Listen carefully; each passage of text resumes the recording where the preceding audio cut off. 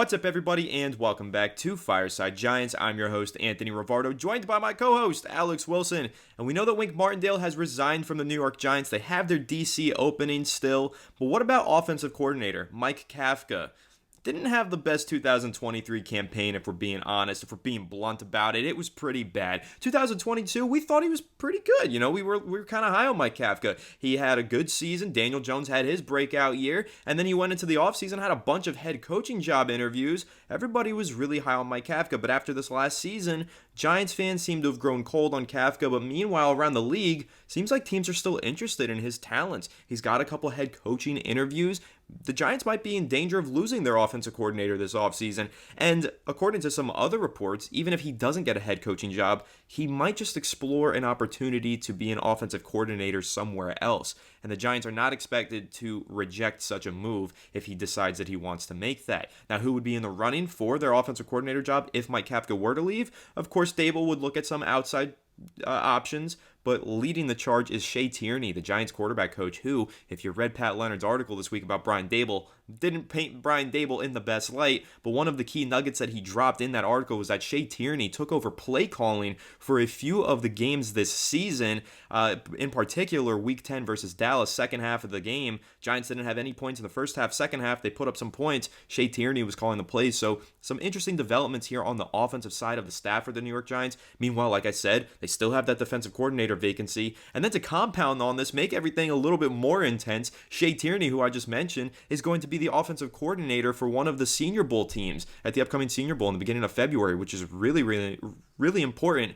if he is trying to get that offensive coordinator job with the New York Giants. And then meanwhile, Mike Kafka is, I think, head coach of the Shrine Bowl, one of the teams for the Shrine Bowl. So a lot of interesting developments. These Giants coaches getting a lot of looks around the league at different kind of college prospect events. So we're going to discuss what that means for the New York Giants and where they go from here if they do end up losing offensive coordinator Mike Kafka. But before we dive into all that, make sure to leave a like if you do enjoy this episode. Subscribe to the channel if you are new. Ring the bell so you don't miss an episode, and comment your thoughts on the topics down below in the comment section. If you're listening on Apple or Spotify, please make sure to leave us a 5-star review and go ahead and follow us on all of our social media channels at Fireside Giants. Without further ado, Alex, how are you doing today, my friend? And I want to get your initial reaction to the idea that Mike Kafka could potentially leave for a head coaching job, and if he doesn't, he might just choose to leave anyway for a different OC job.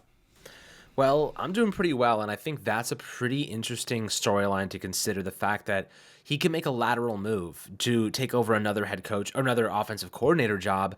And if he does that, look, if any coach decides that they want to take a lateral move, I think there's two reasons to keep in mind. The first one would be they don't see their current spot as an opportunity to leverage them into another promotion, right? You have to think about it realistically. Is Daniel Jones going to make Mike Kafka a head coach in 2025? Probably not.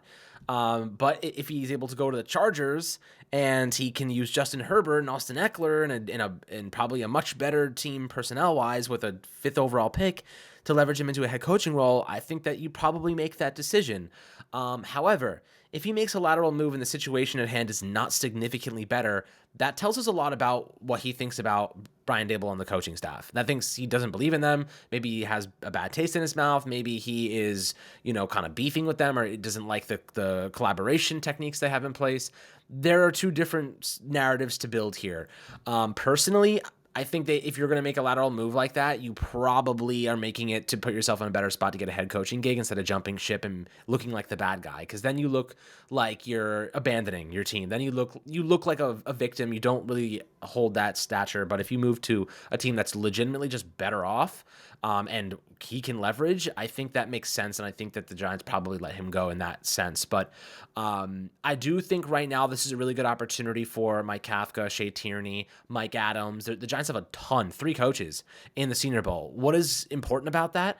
They're going to have, and by the way, this year, the Senior Bowl, there's going to be a lot more talent. There's going to be a lot more players there. This is a great opportunity for the Giants coaching staff to get hands-on experience with hundreds of really, really talented young players. And the value of that, we saw how, in tune we were during Dave Gettleman's tenure in the Senior Bowl. Did we hit on those draft picks? Not really.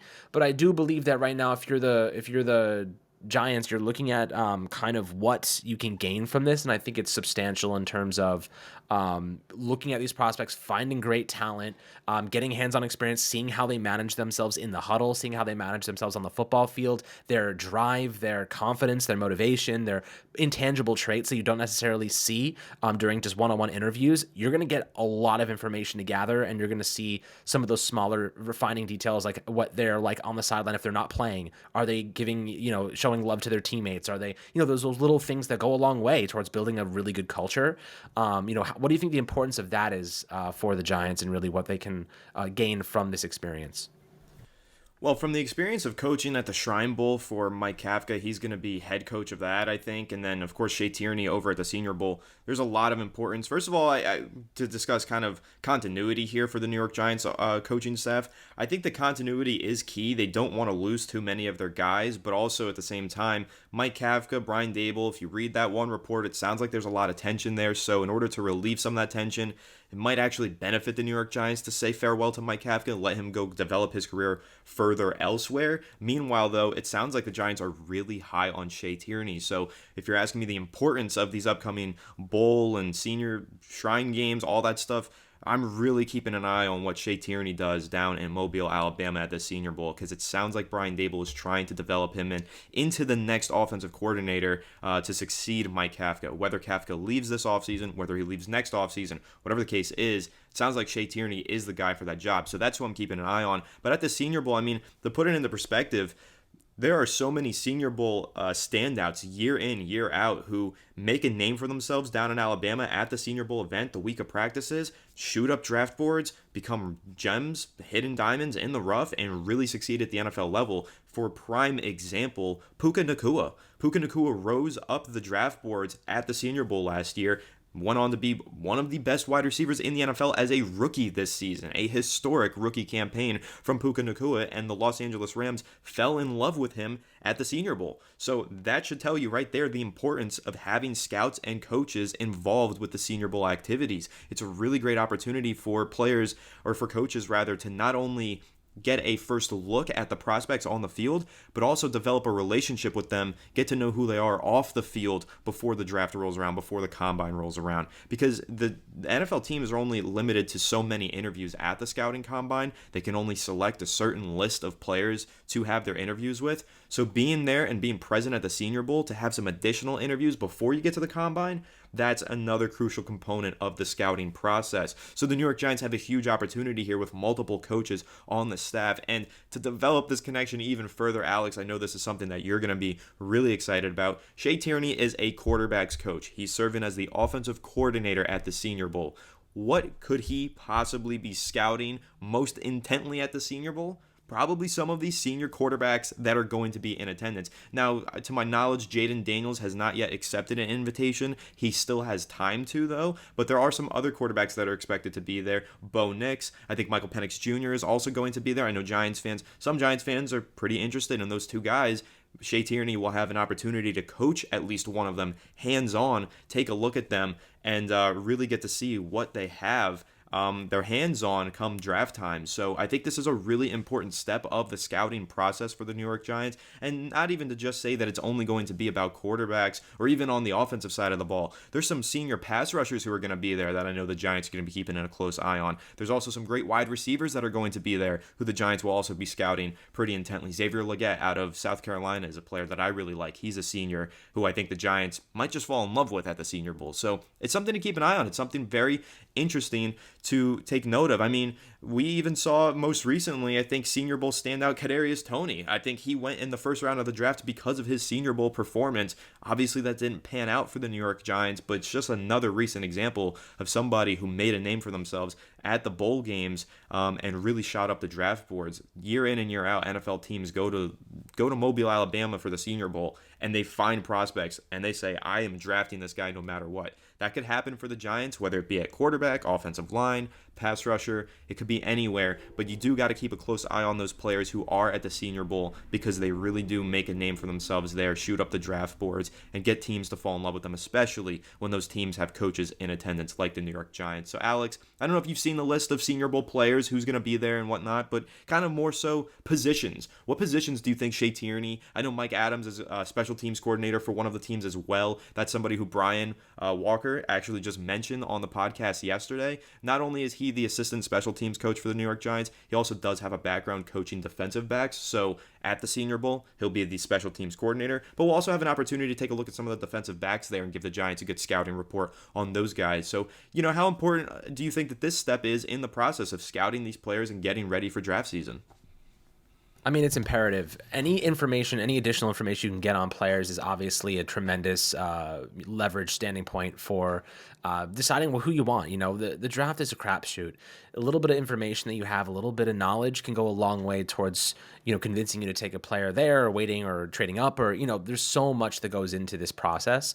That little bit of an advantage goes a long way, in my opinion, sometimes. So, fortunately, the Yankees do have, or rather the Giants do have this opportunity to have some of their primary coaches, involved in this process. It also gives Kafka, as you mentioned, some hands-on experience as a head coach in obviously a kind of a tailored setting, but I think it is a nice little resume boost. So, they see how he can operate from a head coaching standpoint.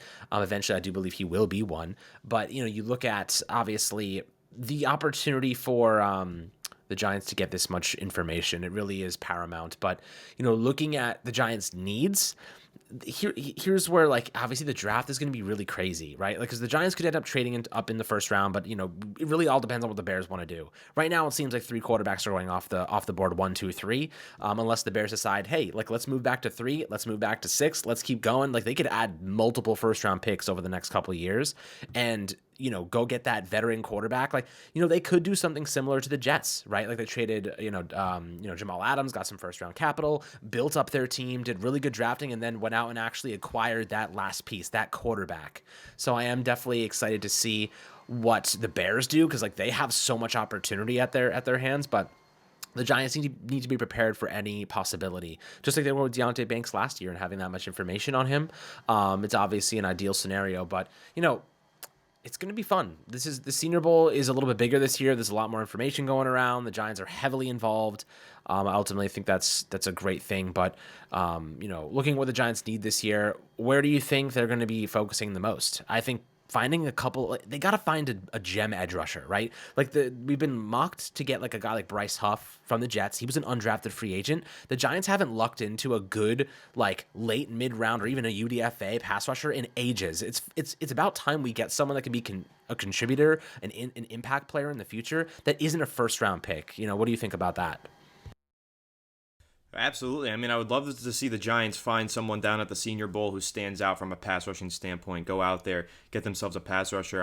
I'm looking at the list of accepted invites right now. I'm going to rattle off a few names here. I'm going to start with the quarterbacks first. Like I said, Bo Nix, Michael Penix Jr., they're going to be there. Also, Spencer Rattler, formerly considered to be a consensus number 1 overall pick about 2-3 years ago. His college career did not go as planned, but there's still some tools and traits there. I think it's an interesting player that the Giants will keep a close eye on scouting. And then Joe Milton III out of Tennessee. If the Giants don't decide to go with a starting quarterback, a projected starter in this draft, I think in those middle rounds, pairing Joe Milton back up with Jalen Hyatt as a developmental backup, now that's kind of interesting to me. So those are a few of the quarterback prospects I'd say to keep an eye on. But you've also got interior offensive lineman. Cooper Beebe is going to be there. I know a lot of Giants fans really like him in the middle rounds. And then you have guys on the edge like a Chris Broswell. Now that's a player who maybe goes in the first round, maybe goes in the second. Alabama edge rusher. Would really like to see the New York Giants target more of those guys, those kind of proven experience in a pro style defense, those players who've been really good pass rushers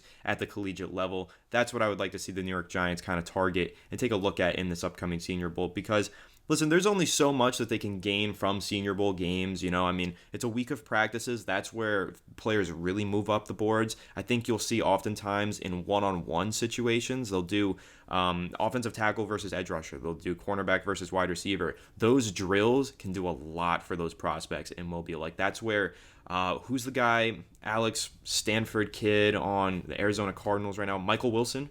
he really dominated at the Senior Bowl last year. We were really high on him because we saw those clips and we're like, okay, we're seeing really agile feet, good route running, nice technique. That's going to be a gem to keep an eye on in this upcoming draft. Andre Yoshivas as well. Both of those guys we identified.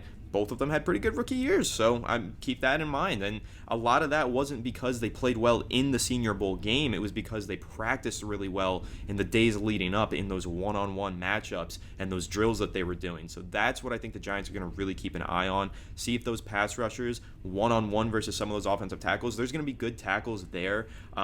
There's a kid out of Arizona that I know is pretty highly touted, and a few others that the Giants are going to take a look at. Troy Fountainow, another one. I think he's going to move into guard. Jordan Morgan is the Arizona offensive tackle that I was saying to keep an eye on. And Christian Haynes is another guard that the Giants can look at. Let's see how those individual prospects stack up against some of the best pass rushers at Mobile in the one-on-ones and all those other drills. Again, the bowl game, the Senior Bowl game, it's an exhibition game. Yeah, they're playing hard because they know their draft stock is on the line, but it's still an exhibition game. It's kind of hard to gauge who's playing their hardest and who's really standing out in those exhibition games. But in those practices, those one-on-ones and all those other drills, that's where the New York Giants are going to be able to identify their gems. So those pass rushers versus those top tackles, who wins the most reps versus the number one ranked tackle there? Which tackle shuts down the best pass rusher at the Senior Bowl? That's the stuff to keep a close eye on. That's what the Giants are going to be looking for, and that can ultimately dictate which direction they go in at some of these positions in the upcoming draft. So that's what I'm really excited for. And again, I can't understate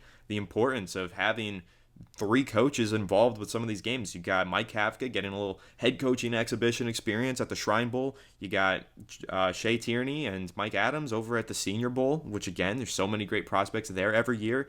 They're going to get some really good hands-on experience, some exclusive early access looks at these draft prospects. A lot of the other teams, the ones who are in the playoffs and don't get invited to coach at the Senior Bowl, they got to wait until March. They got to wait until the scouting combine to get hands-on scouting experience and introduction meetings with a lot of these players. But the Giants don't have to wait that long. I mean, they're going to have Shea Tierney down there, and he's going to be calling up Joe Shane at the end of every practice every day saying, hey, keep an eye on this kid, flag him on your book. That guy's really good. I like him, and I want to coach him more at the next level and stuff like that. So it's going to be a really important process here. And, of course, Senior Bowl still several weeks away. It's the week before the Super Bowl, so the week of the Pro Bowl skills game. But Alex and I got you covered, guys. We're going to be taking a look at all those prospects, who's standing out, who the Giants should be targeting going into the Senior Bowl, and everything else in between right here on Fireside Giants. So make sure to leave a like if you did enjoy this episode. Subscribe to the channel if you are new. Ring the bell so you don't miss an episode. Comment your thoughts on the topics down below in the comment section. If you listen to Apple or Spotify, please make sure to leave us a 5-star review. Go ahead and follow us on all of our social media channels at Fireside Giants. But without further ado, we will catch you all in the next one. Have a good one, and let's go Giants.